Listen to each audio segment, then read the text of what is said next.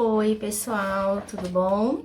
Então, eu sou a Deidiane e estamos de volta aqui no nosso vídeo sobre as causas dos transtornos alimentares, né? E como eu falei, a causa do transtorno alimentar é multifatorial, certo? Não tem uma única causa. São fatores biológicos, psicológicos e sociais que interagem, né? E aí pode manifestar aí um transtorno alimentar.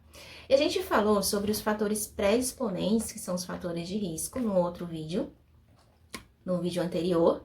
E também a gente falou sobre os desencadeantes, né, que são os gatilhos, para o início aí de um transtorno alimentar do quadro em si.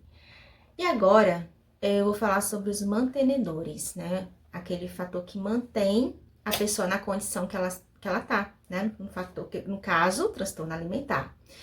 Então, gente, é uma questão crítica, a questão dos fatores mantenedores. Por quê, né? Até por isso, por manter a pessoa nessa condição. Algumas doenças, até mesmo na psiquiatria em si, né, os transtornos mentais, alguns, né, em semanas, têm a remissão, né, que a gente chama de remissão. Na psicologia e na psiquiatria, a gente não usa a palavra cura, até porque, né, irei falar, né, sobre isso em um outro momento melhor, mais explicado. Por que a gente não fala a palavra cura? Porque, né, a doença é multifatorial, a causa do transtorno é multifatorial, né, como eu falei. Algumas questões biológicas, psicológicas, sociais e os gatilhos, né? A gente falou dos gatilhos. Então, a pessoa, ela passa por um tratamento e tem toda a questão da remissão. O que é remissão? É ter a sua vida normal, né? Viver a sua vida sem sintomas do transtorno. Contudo, gente, algumas vezes pode ser que aconteça novamente um gatilho, a gente não sabe, né? Então, a partir desse gatilho pode desencadear novamente, né, sintomas. Mas nem sempre é assim, claro, né? As pessoas às vezes vivem a vida dela toda tratadas e curadas, né? Com sintomas remitidos. Enfim, né? São situações e situações. Então, a gente não pode prever o futuro, né? Então, a gente fala de remissão, não fala de cura em si, no transtornos mentais. Mas, né, voltando aqui para os mantenedores do transtorno alimentar. Como eu falei, alguns transtornos em si, transtornos mentais, ele acaba tendo essa remissão, às vezes sem nem auxílio médico, né? Algumas semanas, a pessoa, né, tem ali a remissão de alguns sintomas e nem precisa, às vezes, de um auxílio médico, mas outros transtornos mentais precisam, né, que são os crônicos, mais complexos, eles precisam de tratamento farmacológico, né, precisam de psicoterapia. E para ter um tratamento, para ter sua qualidade de vida ali, né, restaurada novamente. E, gente, em relação ao transtorno alimentar, é um pouco difícil, porque não é porque não tem tratamento, tem remissão, sim, dos sintomas. Perfeitamente, a pessoa pode ter uma vida plena e muito funcional. O problema é, as pessoas com transtornos alimentares, às vezes elas não se percebem com a doença, com o transtorno. Às vezes elas não se percebem doentes, sabe? E outras vezes elas têm vergonha de pedir ajuda, tá? Elas se veem mesmo, né, como uma pessoa disfuncional, que não tem jeito, e várias outras crenças, né, que ela tem sobre si, e acaba não pedindo ajuda, né? E isso dificulta muito que haja um tratamento e haja remissão dos sintomas. Esses fatores mantenedores, eles acabam fazendo com que isso aconteça, né? Que essas doenças, que esse transtorno, ele perpetue na pessoa. E alguns fatores dentro dos mantenedores, alguns mecanismos, como mecanismos biológicos, psicológicos e sociais, acabam reforçando isso. E eu vou falar aqui sobre cada um, pra gente ter uma ideia, né, dos reforçadores aí, pra pessoa continuar na condição que ela tá. Então, o mecanismo, né, questão biológica, vamos falar das alterações biológicas que acaba mantendo a pessoa na condição de um transtorno alimentar, a questão por exemplo, a anorexia. né? O corpo, ele acaba se acostumando, o organismo, ele acaba se acostumando com a falta de nutrientes, com a falta de energia, certo? Acaba criando aí uma tolerância até a fome, né? A sensação de fome, ela deixa de sentir fome e tudo isso ajuda, né, a manter a pessoa na situação que ela se encontra, né? Então, o propósito da anorexia é o quê? Não comer. Então, já que o seu organismo já está se acostumando ali a não ter essa sensação de fome, já é um fator, para essa pessoa que está com anorexia, um fator positivo para ela, certo? Então, aí já mantém, né, essa pessoa aí na condição que ela tá, que é a anorexia.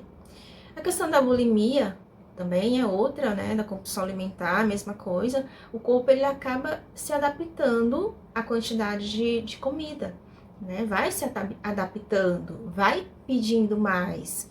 Então, há uma tolerância ali já no corpo dessa pessoa, né?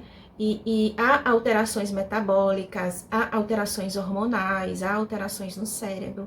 Então, acontece todo um movimento biológico aí, nesse organismo, que acaba mantendo a pessoa na condição de um transtorno alimentar, entende? E outro mantenedor são as crenças distorcidas dos pacientes, principalmente com anorexia. Então, a insatisfação com o corpo, a distorção da imagem que ele tem, da imagem corporal, não melhora quando ele atinge a magreza, uma magreza mesmo extrema. Muito pelo contrário, cada vez mais ele quer, né, alcançar um nível inalcançável, vamos dizer assim, né? Para ele existe um lugar que ele quer chegar, mas é inalcançável, porque nunca está satisfeito com a perda de peso, certo? E outra questão tanto de bulimia como na anorexia que acontece, é a questão de comer, né? Eu comi, por exemplo, 100 gramas de qualquer, né, alimento. Eles pensam que essas 100 gramas de alimento vai se transformar em gordura no corpo. Principalmente vai ser localizada ali no lugar que eles menos querem, na barriga, ou, né, na perna, lugares que eles acham ali que não pode ter nada de gordura. Então, eles pensam que se 100 gramas de gordura vai se transformar em 100 gramas de comida vai se transformar em 100 gramas de gordura no corpo deles. Então, é uma distorção, uma crença distorcida. A gente sabe que não é assim, né? Muito é liberado pela urina, pelas fezes, outros. Pouco que é transformado em tecido corporal, né? Pouco daquelas 100 gramas é transformado em tecido corporal. Então, mas para eles não, para eles ele tem a crença de que 100 gramas de comida vai ser transformada em 100 gramas de gordura no corpo deles. Então, são todos pensamentos disfuncionais que mantêm essa pessoa também na condição, certo? De um transtorno alimentar. Na bulimia e na compulsão alimentar, essas crenças disfuncionais, elas são, vamos dizer assim, mais razoável, né? No sentido de não ser tão intensa como na anorexia. Na bulimia e na compulsão alimentar, eles têm mais uma questão de compensação emocional, vamos dizer assim, né? Acaba que o alimento serve como um conforto emocional, né, ali para a pessoa.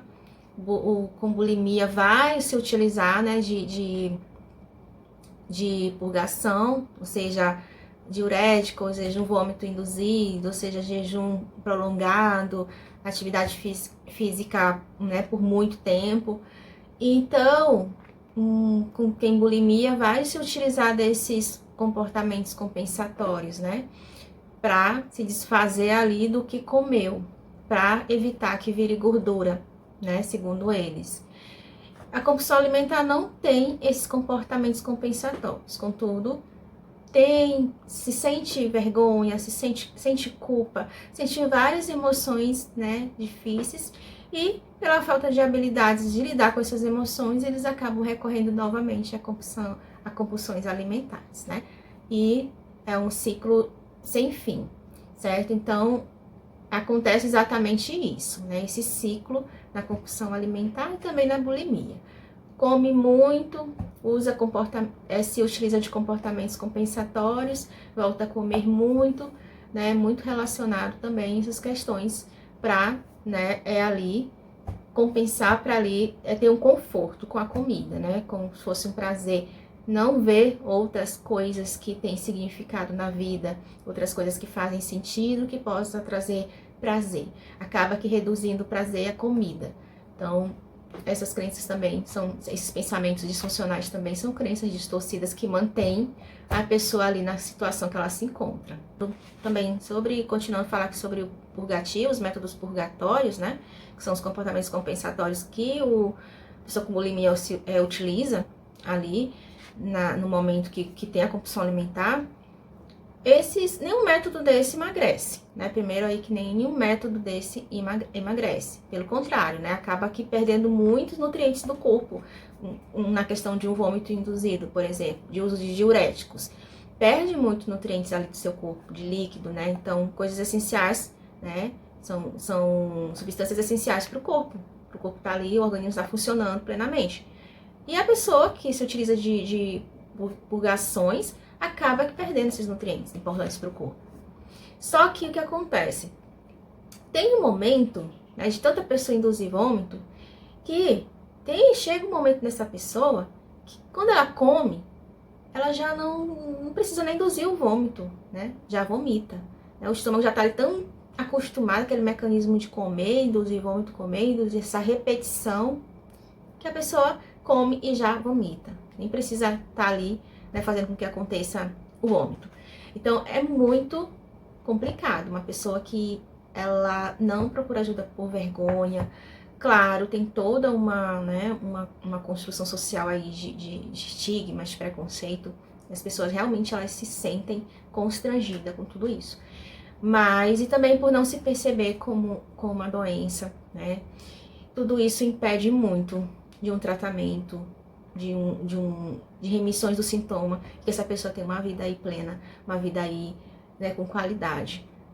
E outra questão muito importante que a gente tem que levar em consideração, eu já até falei no vídeo anterior, né, quando eu falei sobre os fatores desencadeantes, questão social, a mídia, né, essa aceitação social que tem como a magreza sendo sinônimo de sucesso, de beleza, enquanto uma pessoa com obesidade é vista como preguiçosa, como não tem disciplina, não tem força de vontade, né? Então, há todo esse preconceito, há todo esse estigma, né, na sociedade relacionado tanto à magreza quanto à obesidade. E isso acaba afetando muito, né? Uma pessoa que já tá ali com sintomas, né? Ou com comer transtornado, ou com sintomas de transtorno alimentar, isso reforça muito com que essa pessoa ela continue na situação que ela tá, né? Seja anorexia no caso, de continuar ali restringindo sua comida, por ter a magreza como né, um referencial ali de sucesso. Né? E tem toda essa questão da mídia, que mostra isso com modelos totalmente mesmo esqueléticas, assim, né? Revista na internet com tudo modificado, e cada vez a pessoa, ela vendo aquilo, se comparando com esses modelos, com essas pessoas, querendo um ideal que não existe, né?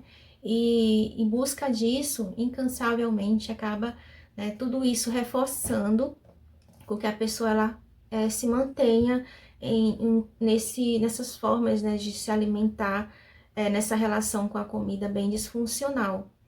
Então, pessoal, a gente viu alguns fatores mantenedores, tá bom?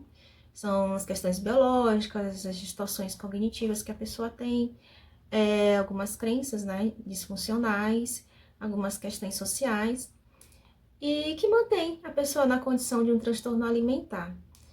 É difícil, né, crítico, ter essas condições aí, desfavorecendo que a pessoa tenha uma vida mais, com uma melhor qualidade, né, viva plenamente sua vida, e acaba que tendo esses mantenedores, né, e nós como profissionais, pessoas também, né, parentes, familiares, etc., bom estar atento, né, algumas questões, né, na conversa com alguém, ver se está tendo alguma crença, ou se está tendo